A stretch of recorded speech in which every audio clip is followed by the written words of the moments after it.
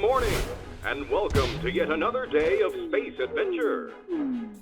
You are only 5 light years away from your destination, home.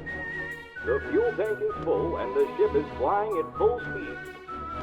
Today's to-do list contains waking up, adjusting the engine.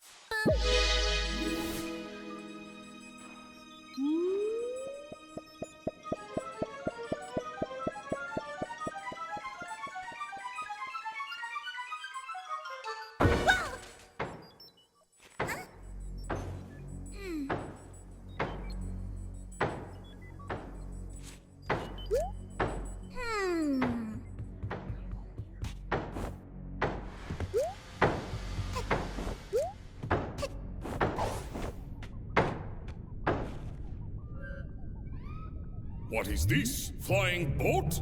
All boats need to pay toll in Mafia Town, even in space. Mafia come in to collect.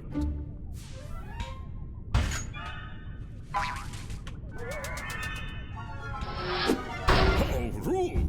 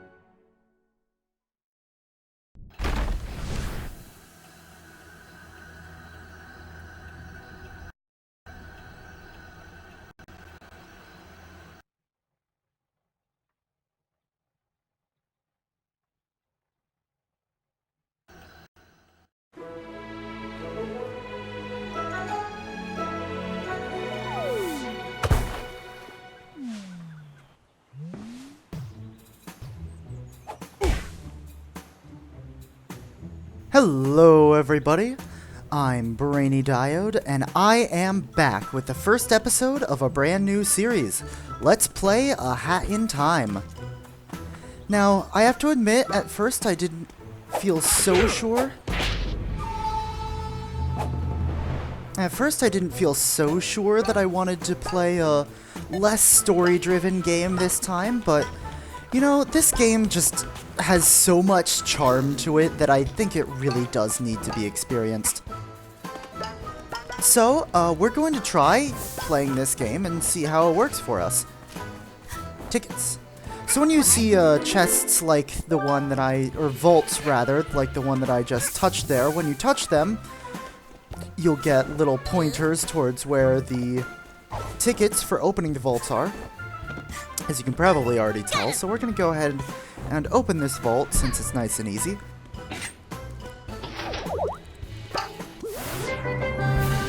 We got Sprint Yarn. This yarn is looking ready to sprint. It requires... Okay, that does say yarn. Alright, this yarn is looking ready to sprint. It requires 2 yarn to stitch. So we will still need another yarn to be able to stitch that hat, but more importantly, we are currently chasing after Mustache Girl. So, since we're doing this little introductory segment, I figure I will go ahead and talk about a little something that I talked about last time, so I think it makes sense to talk about it here too, and that is control schemes. Also, you can sit on seats.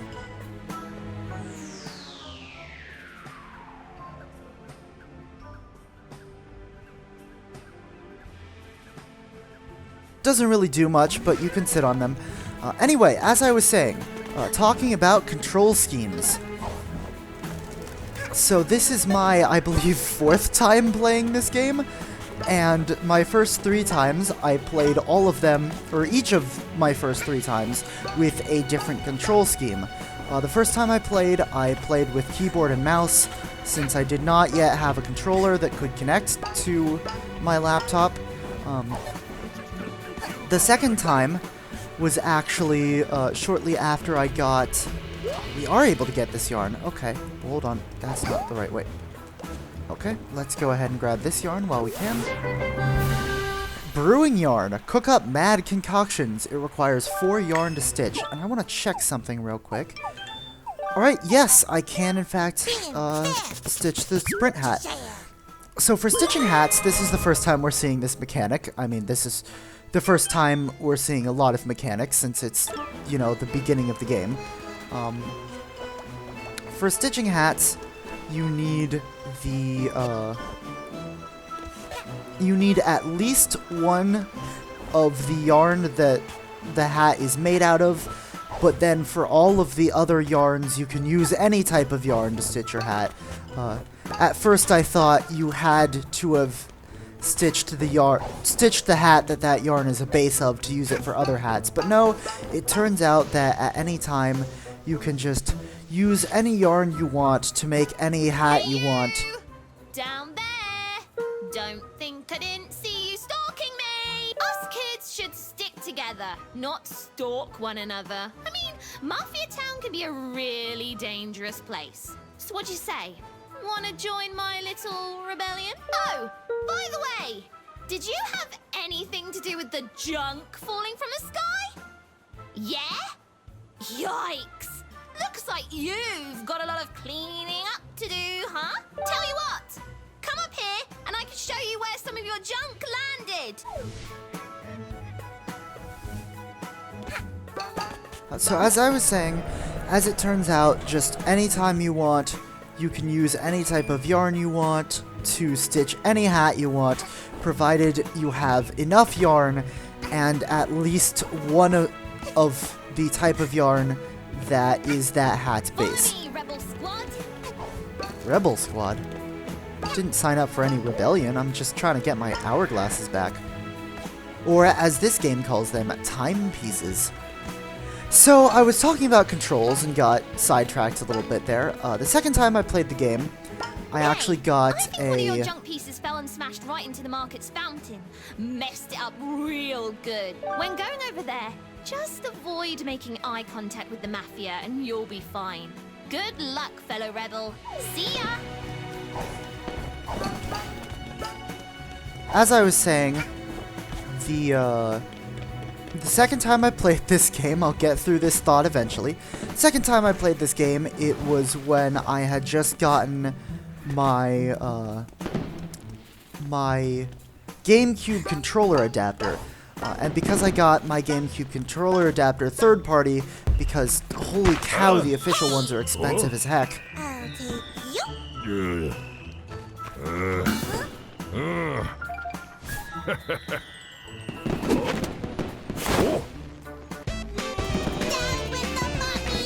We now have our main weapon for the game.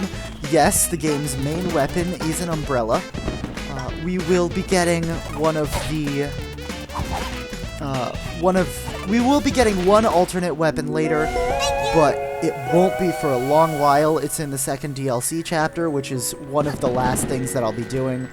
And I suppose that this is as good a time as any to mention that I am planning, excuse me, on playing both chapters of the DLC that have been released as of recording this. So that's something to look forward to if you're interested at all in the DLC. Anyway, control schemes. I got my GameCube controller adapter third party because the first party ones are expensive as heck, and it turns out that the specific third party one that I got can connect to PC as well as to the Switch and Wii U, and I got it from my Switch, but it can connect to PC as well. So I actually played through this game using a GameCube controller the second time. Now, alright, so that's how you switch between hats. I'll explain what button that is in a second once I explain what control scheme I'm using. where was I? So GameCube controller adapter. I got my adapter. I played this game using the GameCube controller. Unfortunately, there's not a lot of games that you can get off Steam, which is where I got this game, that will work with the GameCube controller. There's a lot of them that require like keyboard and mouse or Steam controller or Xbox controller, and that's about what your options are as far as control scheme goes. But this game is an exception. There is a way in the settings to go ahead and input settings. You can set up your own controller. I won't be going through that process right now, but you can play around with it if you want to play with a more obscure control scheme for PC games at least. The third time was after I got my Xbox controller that I got to play games that I could not play with my GameCube controller and that didn't work too well with keyboard and mouse, specifically Nier Automata. So that's a bit of a coincidence. But anyway, the Xbox controller is what I'm playing with this time. I'll go ahead and go on to the second level now while I'm explaining this.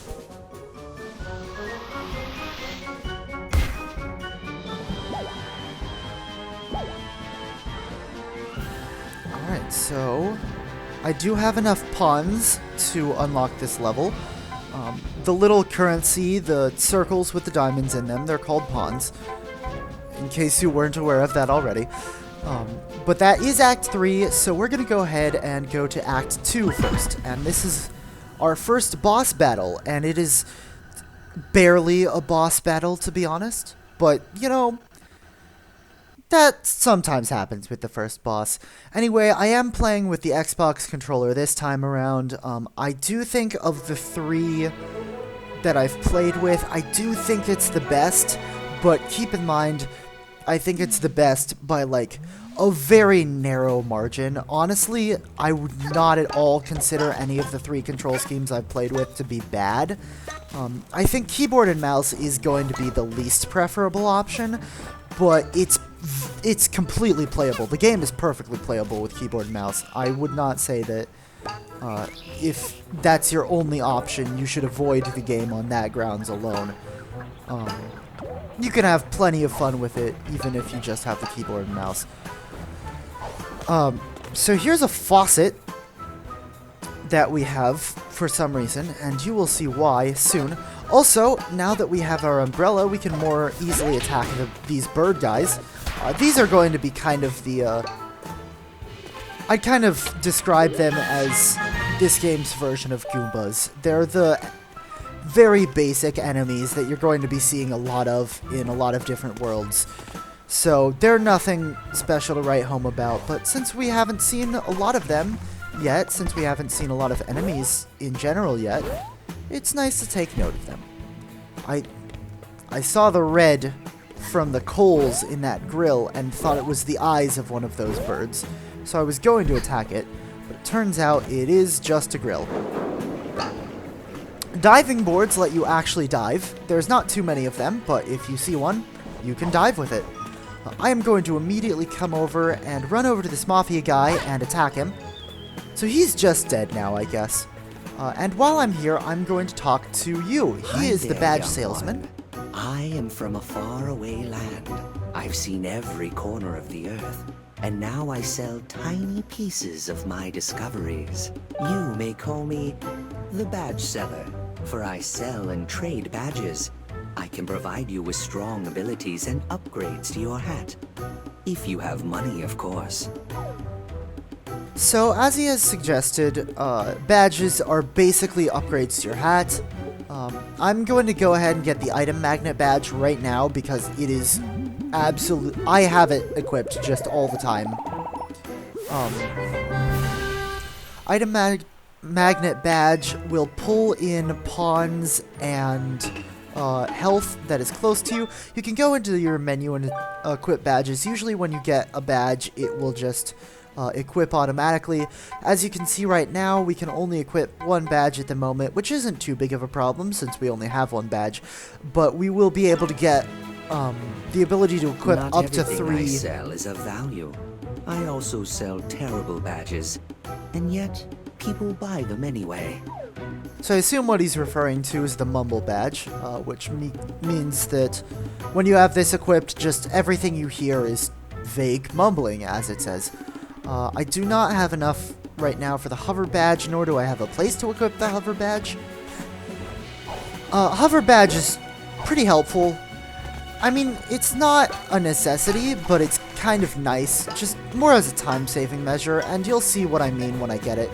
But I do think that at this point in the game, the item magnet badge is far more useful, because now you don't have to run directly into pawns. You can see already that they're just getting kind of dragged towards me when I go near them. So that's very, very convenient. I love it.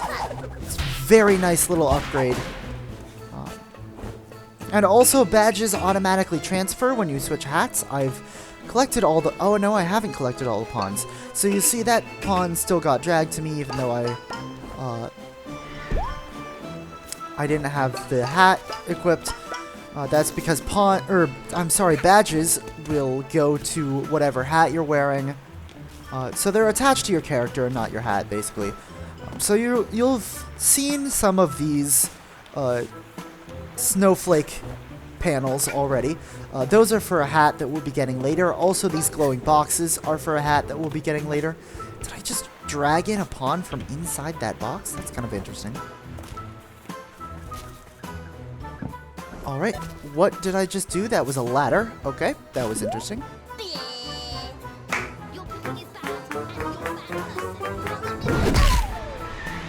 I love the Mafia. The Mafia is fantastic. It's just, the Mafia is just so charming. They're amazing. The one very slight problem I have with the Mafia is that it's kind of difficult to tell on a glance which ones are NPCs that you can talk to, and which ones are enemies that you have to fight.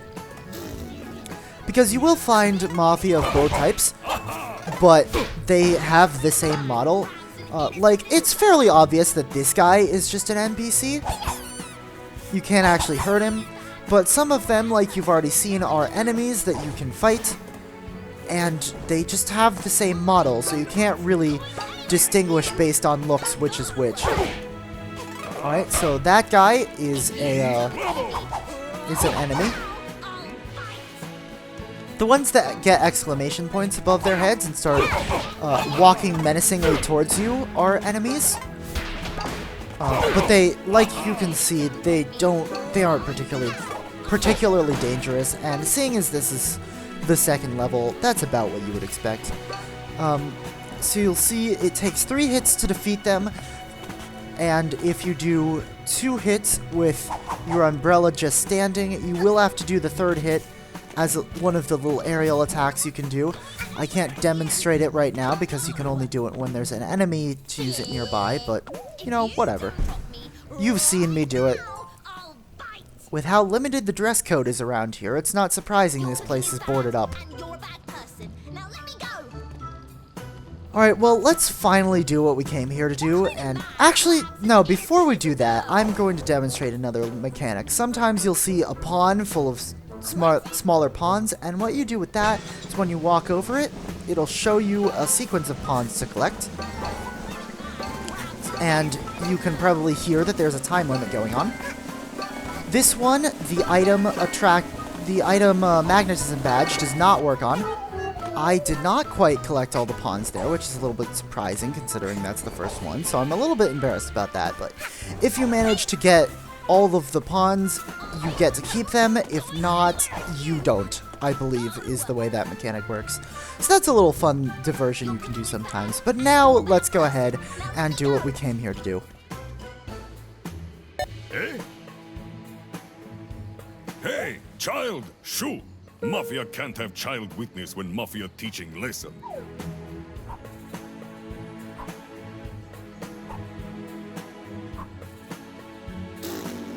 Oh, this awkward for Mafia.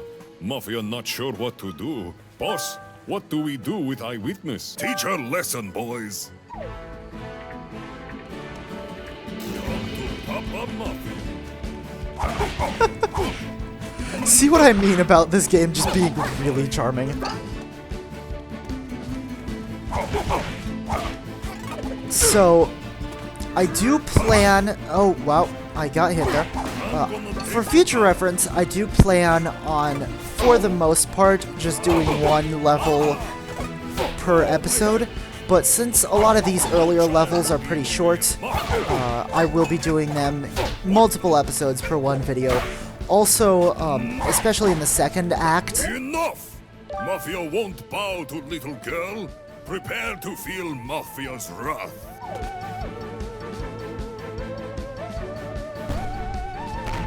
The middle of... I'm sorry, not the second act. The second chapter.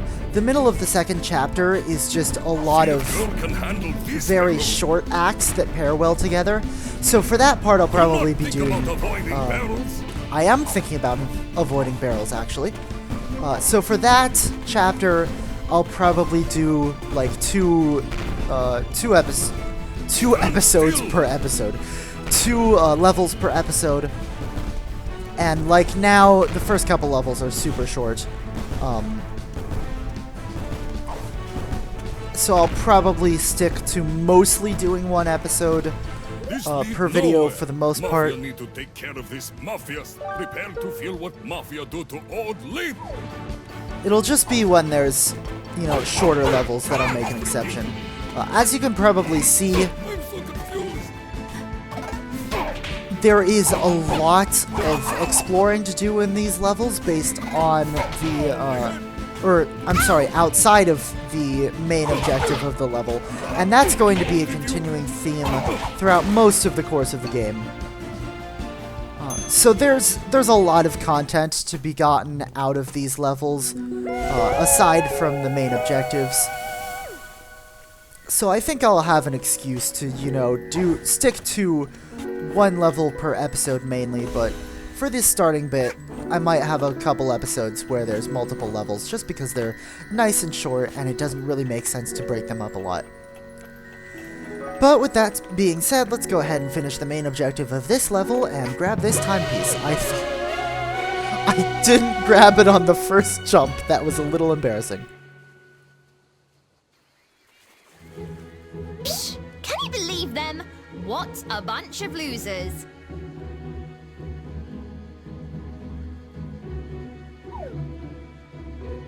Hey, you're all right, new kid. Do you have a name? No? You shy? That's cool.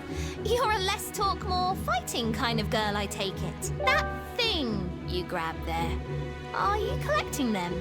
Because I know where there's more of them. They've been raining from the sky ever since you arrived. I've seen the goons bring them to their headquarters way up there. We should go up there and get your junk! It'll be fun! I'll take any opportunity that involves messing up the Mafia. You with me, buddy?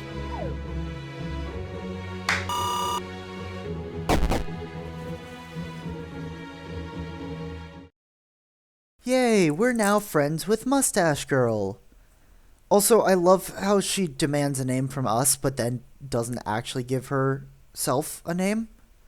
Doesn't actually give us her name, is what I meant to say, but I briefly lost my grasp on the English language.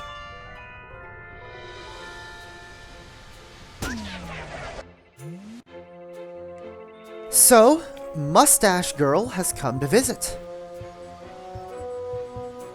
Next time on A Hat in Time, I almost said next time on Nier Automata there, that's going to be a hard habit to shake. Next time on A Hat in Time, we are going to talk to Mustache Girl and figure out a plan to help defeat the Mafia. I will see you then.